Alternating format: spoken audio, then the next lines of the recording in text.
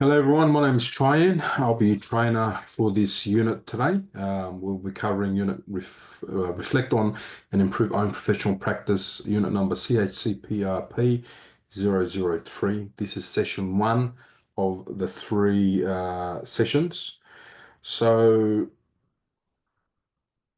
so when it comes to professional reflection, it's a very important part of growth in anyone's career or career path, especially in community services. This unit focuses on self-assessment, continuous learning, and improving work practices that ensure high standard and service delivery. Throughout this session, I'll be looking at strategies for self-reflection, gathering feedback, setting professional development goals, and implementing improvements in our practice. The aim is to enhance your skills, your knowledge, and effectiveness to better support the individuals and communities that we work with. Before we carry on, I just want to show recognition for the traditional owners of the land. So, in the spirit of reconciliation, Hattah Institute of Education acknowledges the traditional custodians of country throughout Australia and their connection to land, sea, and community. We recognise Aboriginal and Torres Strait Islander people as the first inhabitants of the nation and the traditional custodians of the land on which we work, live, and study. We express our gratitude for the sharing of this land, our sorrow for the personal, spiritual, and cultural costs of that sharing, and hope that we may move forward together in harmony and in the spirit of healing. We pay our respects to all First Nations people and acknowledge elders past, present, and emerging.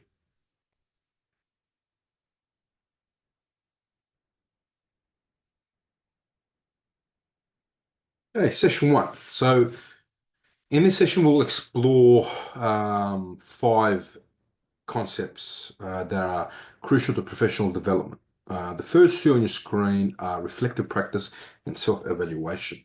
So when it comes to reflective practice, it's a intentional process of looking back on our experiences, analyzing the decisions that we have made and learning from them.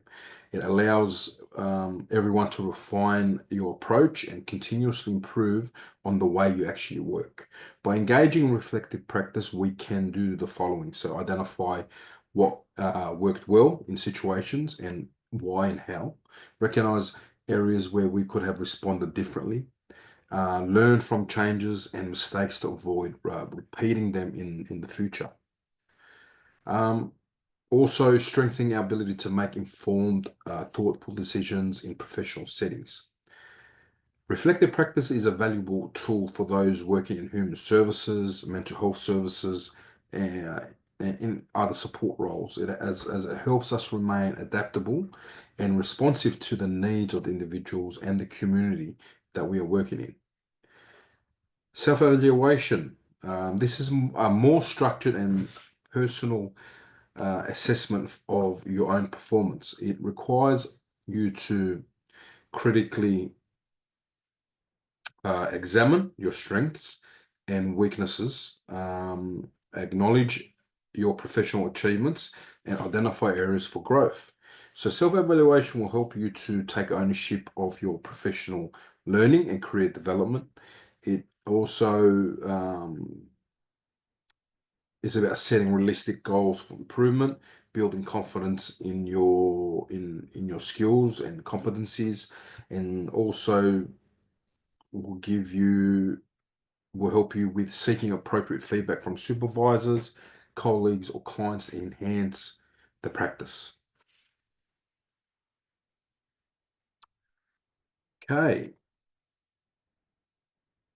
which brings me to these other three concepts that we will be covering today. The first one is evaluate feedback.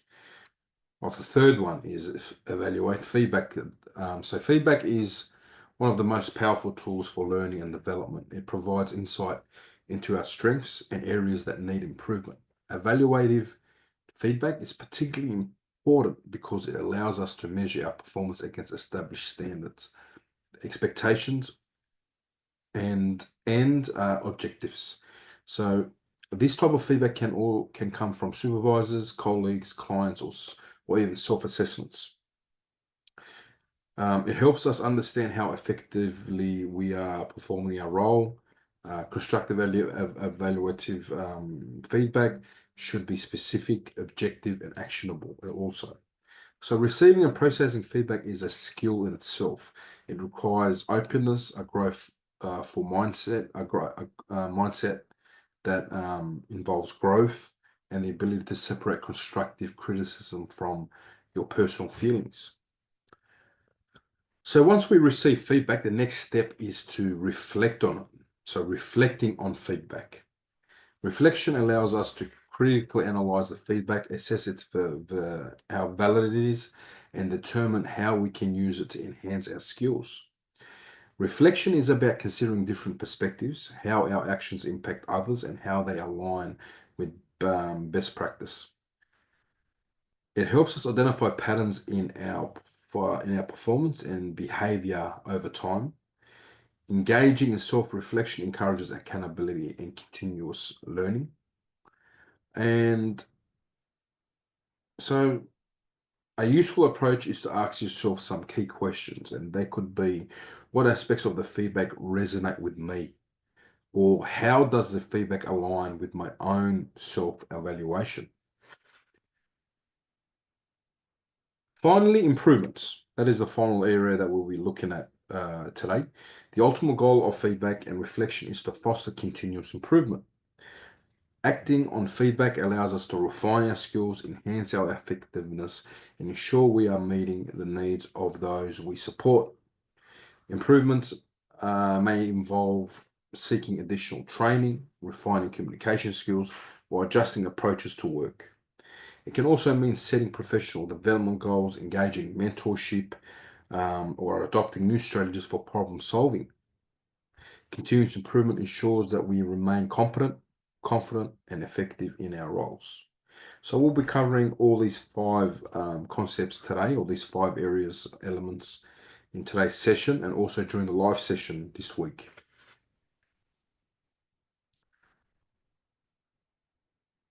Okay, before we carry on, you're going to see a few slides that have videos that we cannot play during the recorded sessions for obvious reasons. But don't worry, them links will be sent out to you guys during the week. So you can have the opportunity to watch them videos later on. I encourage you to watch them videos when you have time. We'll just give you a little bit more information about the unit that we're covering this week as well. Also, you see some slides about activities to cover as well. Obviously, we cannot do that during the recorder session.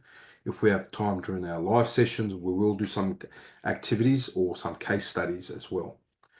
So moving on to reflective practice. So as I covered in the unit outline, it is a key component of professional growth and continuous improvement. It involves taking a step back to critically analyzing our work, to identify areas for development, and to also recognize both the strengths and the weaknesses. The first step in reflective practice is to analyze our work. This means looking at our actions, decisions, and interactions to understand what worked well and what could have been done differently. Where some questions that could arise would be like things like were the outcomes expected? What challenges did we face? And how did we handle that situation? How did our actions impact others, colleagues, clients, or service users? We also have to be careful analyzing our work. We gain valuable insights that help shape our professional practice. Once we have analyzed our work, the next step is to explore ways to improve. So reflective practice isn't just about identifying what went wrong, it's about learning and growing from our experiences. You know, can we use a different approach next time? Do we need additional training or support in specific areas? Or can we seek advice or mentorship to enhance our skills? So engaging in professional development activities, seeking feedback, and learning from peers are all effective ways to foster improvement. So finally, strengths and weaknesses. So self-awareness is essential in professional practice. By acknowledging our strengths, we can leverage them to enhance our effectiveness, At the same time, recognizing our weaknesses allows us to address gaps in our skills or knowledge. Reflective practice is an ongoing process that allows us to continuously evolve and refine our approach to work. It ensures that we remain adaptable, competent, and committed to providing the highest level of service.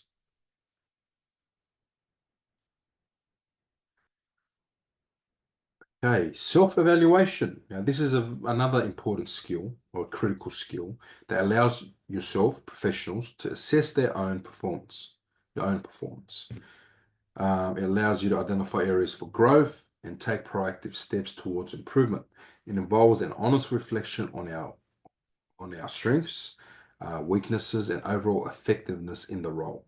So here I want to highlight four key components of self-evaluation: different perspectives, monitoring, self-awareness, and envisioning a new solution. So when it comes to self-evaluation, this is not just about how we see ourselves, it's about how to consider feedback and insights from other people. Seeking different perspectives from colleagues, mentors, or supervisors can provide valuable insights into how our actions and decisions impact others. It helps us identify blind spots, areas we may not recognize as needing improvement.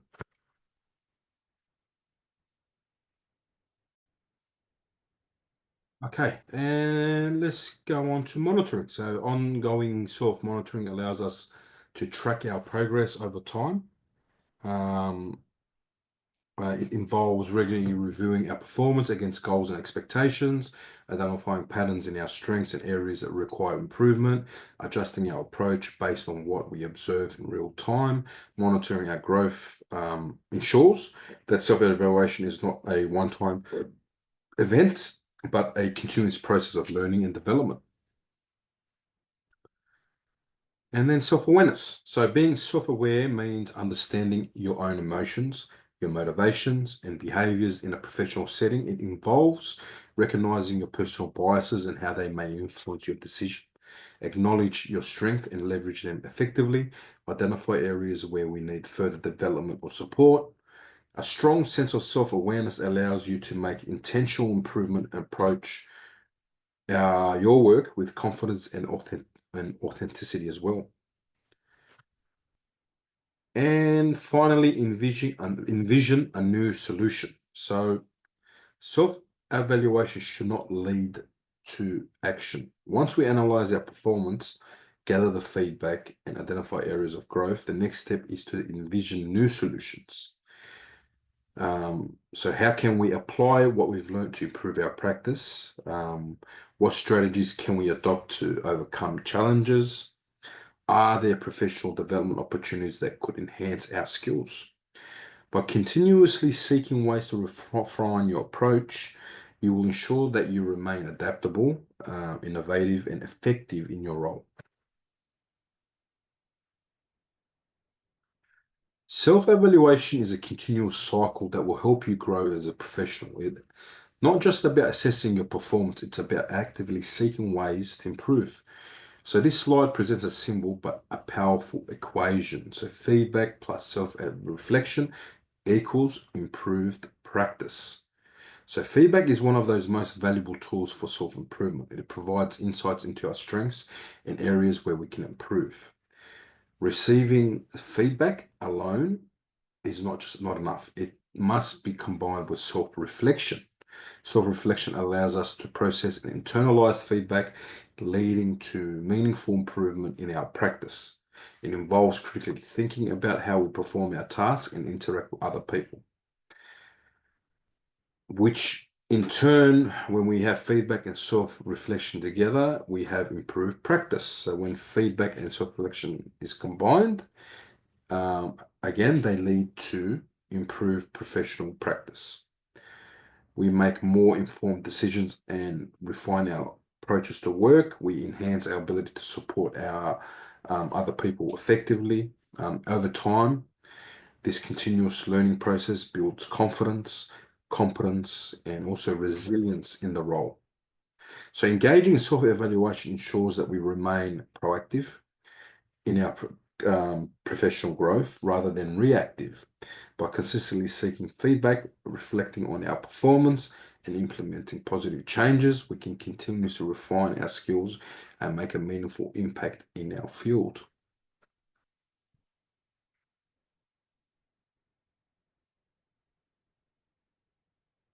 All right.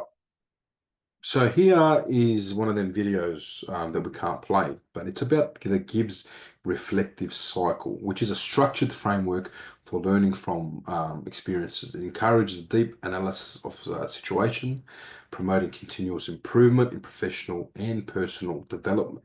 The model consists of 6 stages, guiding individuals through a structured process or reflection. Um, so the stages include description, feelings, evaluation, analysis, conclusion, and action plan. So the Gibbs reflective cycle encourages structured reflection. It helps improve self-awareness and emotional intelligence. It also supports continuous learning and professional development as well. Enables better decision making in future situations. Reflection is a powerful tool for learning and growth. So next time you face a challenging experience, try to use the Gibbs reflective cycle to deepen your understanding and refine your approach. Of course, after watching the video. It's a very good video to watch too, guys. Okay. All right. This is a video on SWOT.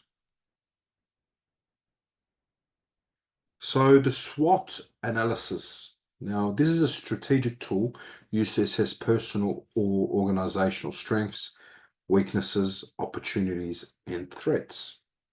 Okay, so that's the acronym for SWOT is the acronym for strengths, weaknesses, opportunities, and threats. It helps us gain a deeper understanding of where we excel, what challenges we face, and how we can improve on them. So let's try to break that down. So strengths is about what do you do well. So they're about the positive attributes, right? So things you or your organization are good at or excel at. These could be skills, resources, or characteristics that set you apart. Then we have weaknesses. So what could you do better? So weaknesses are areas where there is room for improvement. Identifying them allow for growth and skill development. And we all know no one is perfect. There's always areas for improvement and growth. So what tasks or responsibilities do you find challenging? Are there skills or knowledge gaps that need to be addressed? Then we have opportunities. So what strengths can you turn into opportunities? Opportunities come from external factors that can help you grow or advance. By leveraging your strengths, you can turn these into advantages. Are there training or professional development opportunities available? Are there new roles, projects, or responsibilities that you can take on? For example, if you are skilled in mentoring, you could take on leadership roles to guide others, creating a new career pathway. Threats. Next, we have threats. So threats are external challenges that may impact your progress. Recognizing these allow for proactive planning and also risk management. An example of this could be if a job opportunity in your sector are declining, you may need to upskill or diversify your expertise. So a SWOT analysis is a great way to develop self-awareness and take charge of personal and professional growth. By understanding your strengths, addressing weaknesses, seizing opportunities, and preparing for threats, you can create an action plan for improvement.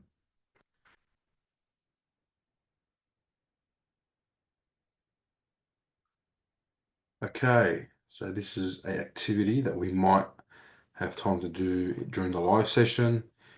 So self-evaluation or effective self-evaluation is very important when it comes to professional and personal growth. However, for it to be truly effective, we need to create the right conditions for reflection.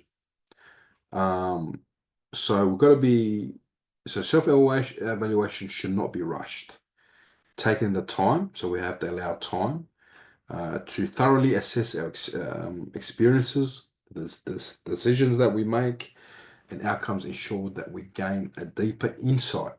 We could do this by setting aside dedicated time for reflection, avoid making quick judgments about your performance, and give yourself the space to think critically about what worked well and what could be improved. Next, you need a quiet space. So reflection requires focus. So finding a quiet and comfortable environment is very important, and it minimizes distractions to ensure deeper thinking. Then relax. So self-evaluation should be constructive and positive experience, not a stressful or overly critical one. Approach reflection with an open mind and growth-oriented mindset. Finally, highlight achievements. So while self-evaluation is often focused on improvement, it's equally important to acknowledge and celebrate your strengths and your successes. You need to identify areas where you perform well and also recognize progress in skills, knowledge, and confidence.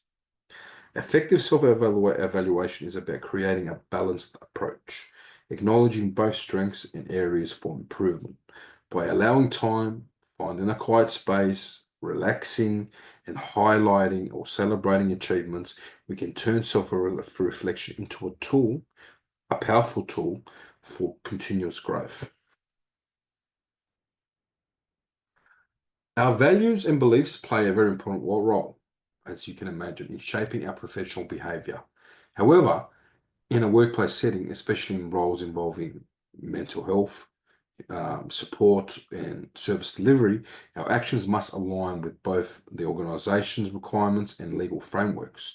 So here, I want to highlight 3 key areas that ensure appropriate professional practice.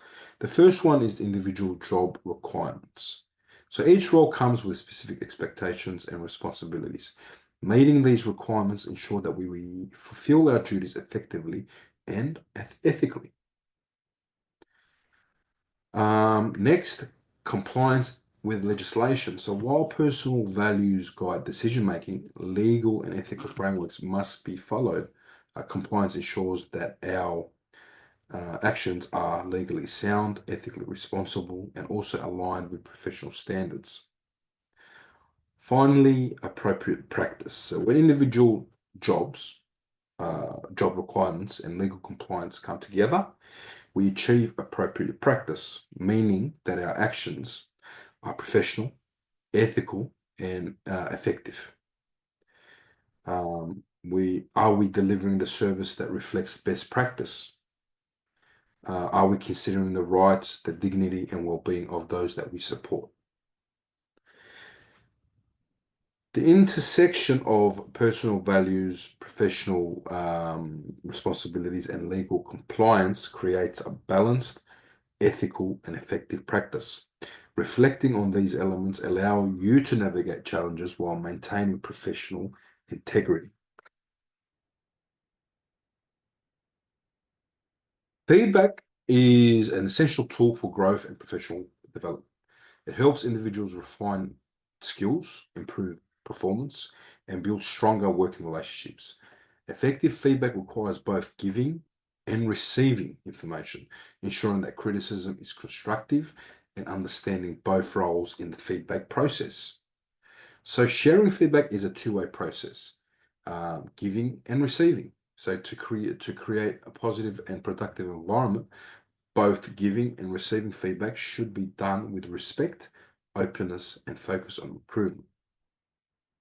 We're going to make sure the feedback is clear and specific.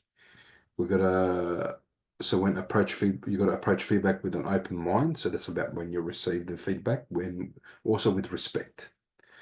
And you also have to actively seek feedback, which will help you understand how others perceive your performance as well.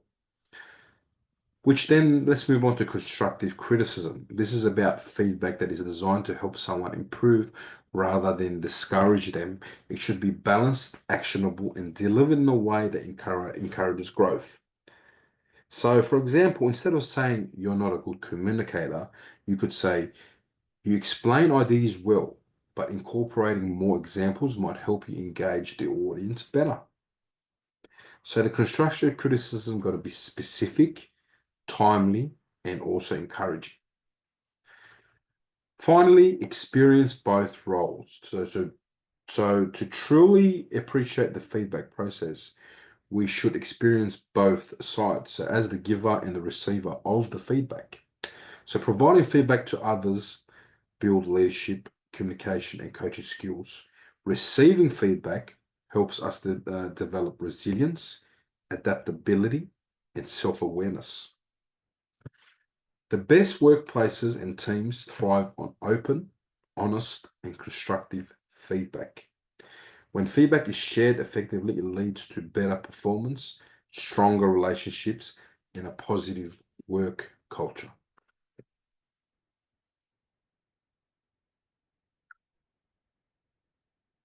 Two-way feedback is important for professional growth, as we have been speaking about, especially in the last slide.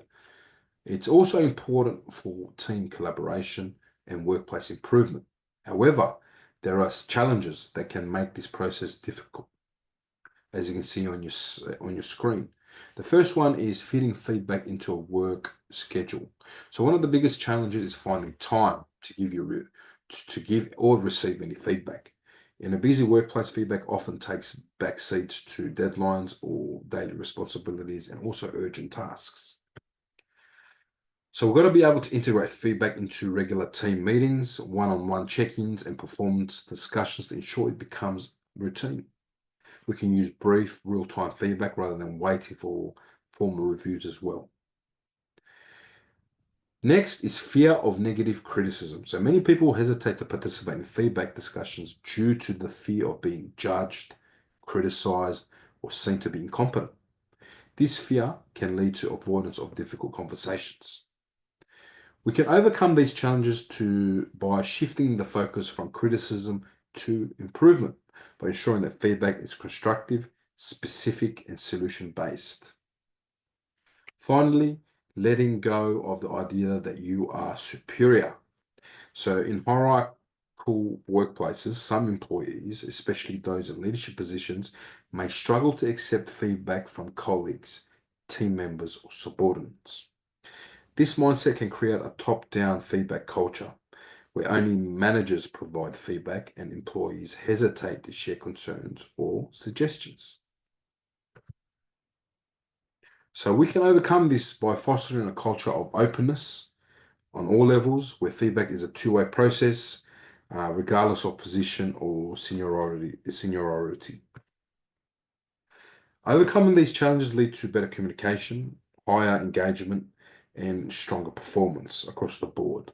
So when feedback is timely, constructive, and encouraged at all levels, individuals and teams can continuously improve and thrive. Seeking and reflecting on feedback is a key part of personal and professional growth. It helps us refine our skills, improve performance, and make informed decisions about our development. To make the most of feedback, we need to approach it proactively and reflect on it critically. So let's break that down on how this process actually works. So, variety of sources. And feedback is most effective when it comes from multiple sources.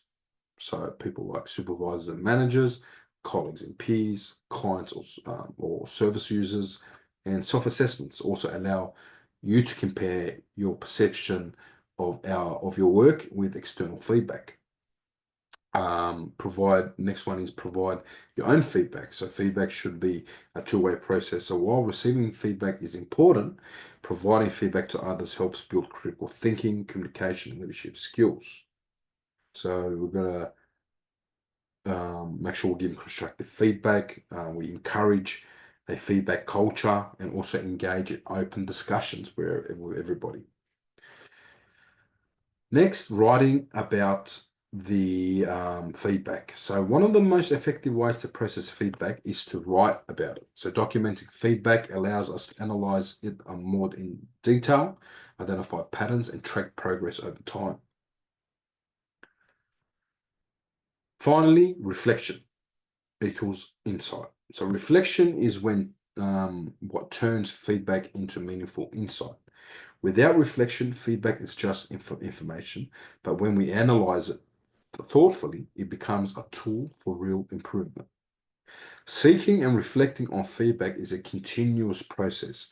By gathering feedback from various sources, giving constructive input to others, documenting our learning, and engaging in deep reflection, we can turn feedback into an opportunity for lasting improvement.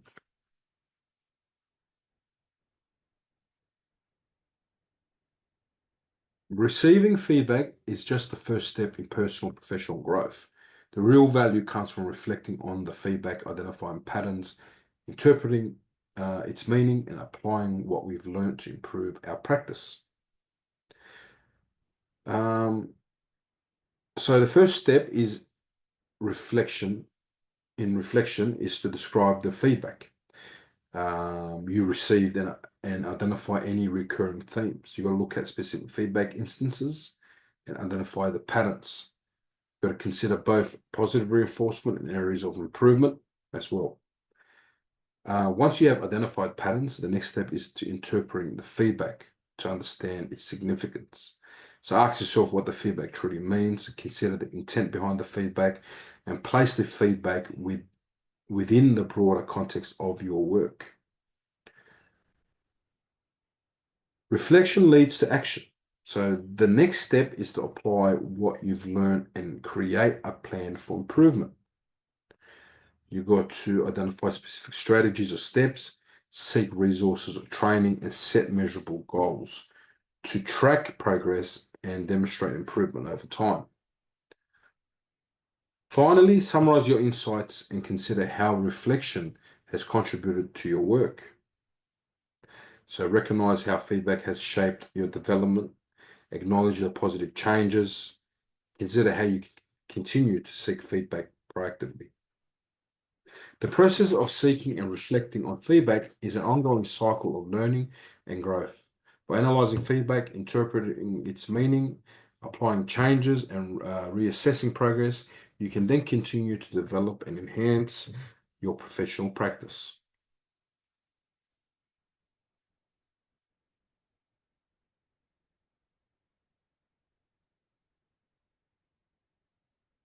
Reflecting on feedback is important, again, for your growth as a professional and also your personal level as well. It allows us to identify areas, again, for improvement, enhance your skills, and align our work with key objectives. Now, feedback should be analyzed in relation to your broader goals and responsibilities, so the overall objectives. Understanding how feedback connects to our overall objectives ensures that improvements align with both personal and organizational expectations. We have to be able to clarify professional goals. We have to ensure alignment with organizational priorities and prioritize key areas of development. It's very important to also to consider the skills and knowledge. So effective feedback highlights areas where you can enhance your skills and expand your knowledge. So identifying gaps and taking proactive steps towards improvement will help you increase your effectiveness and confidence. It will help you develop technical or job-specific skills, strengthen soft skills, and seek learning opportunities. Now, by linking feedback to specific objectives and skill development, we will then be able to create actionable plans for improvement.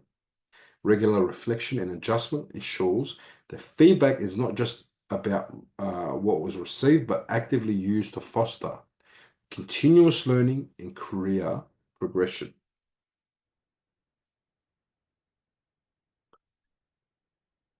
Continuous improvement is essential for professional growth and effectiveness in that role. I feel like I've been saying that a lot, but it is. All these elements are very important when it comes to professional growth and effectiveness in the role.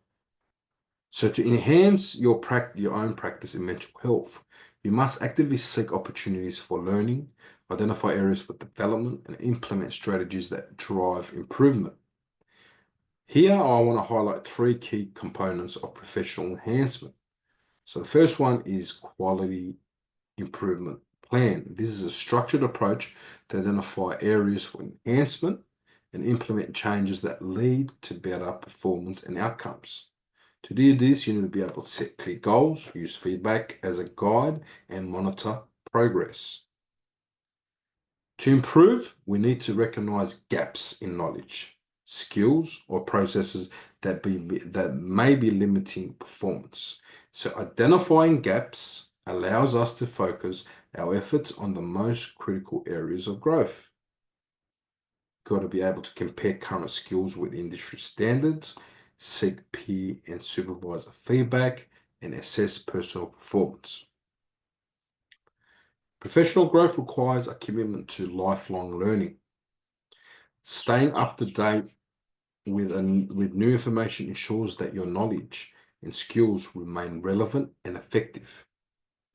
So you've got to be able to seek new information. And to do this, you need to engage in professional development, stay informed about industry trends, and network and learn from other people. Building and utilizing professional networks is very important when it comes to career development and effective practice. A strong network provides access to resources, support, and opportunities that can enhance both individuals and organizational successes. Now, here I want to highlight three key aspects of network. The first one is developing contacts. So this is the first step in building a strong professional network, is actively creating connections with individuals and organizations in your field. Next is using contacts. So once contacts are established, it's important to leverage those connections effectively to enhance your professional practice. Finally, professional practice. So networking contributes to continuous learning, career progression, and improved service delivery. Strong professional relationships can enhance knowledge sharing and also improve problem solving.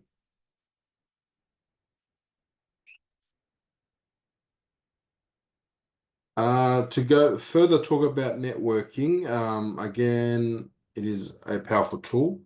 So here I want to outline another four key areas or steps in building and maintaining an effective network. So clarifying clear goals. So this is about having clear understanding of your professional objectives, knowing what you want to achieve will help you guide who you connect with and what supports that you seek. Understanding where you need assistance will allow you to target network efforts more effectively. So identify areas of support. Local networks are valuable because they provide accessible and relevant connections within your community or industry. Used by attending local industry events, conferences, or network meetings, or you can join professional associations as well, engage with colleagues, community leaders, and regional organizations. Finally, developing an approach. So building a network requires an intentional and strategic approach. Engaging effectively with the professionals ensures that connections are meaningful and mutually beneficial.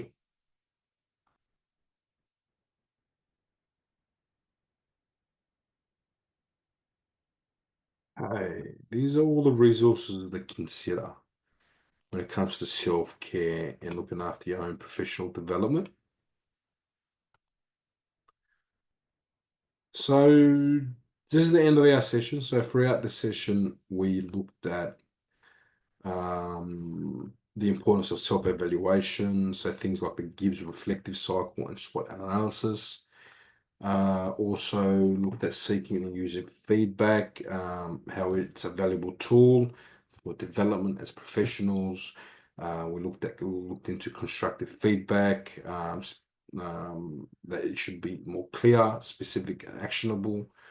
We looked at two-way feedback, how it fosters continuous learning and enhances communication.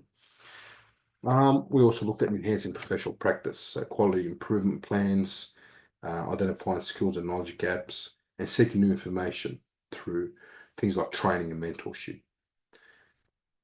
Also, the power of networking. So developing using context to strengthen your own professional growth and access to opportunities and other things also. So improving professional practice is an ongoing journey that requires self-awareness. That's what I want you guys to get out of this. It's an ongoing process that requires things like self-awareness, also commitment to learning, and proactive engagement with feedback and networks. By implementing the strategies that we covered today, professionals can enhance their skills, advance their careers, and contribute to a more effective and informed workplace. So I hope you guys enjoyed today's session. If you've got any questions, please get in contact with LSO, or you can email me directly, or I'll see you guys in the live sessions and answer your questions then. I hope you guys have a good day, and I'll see you guys next time.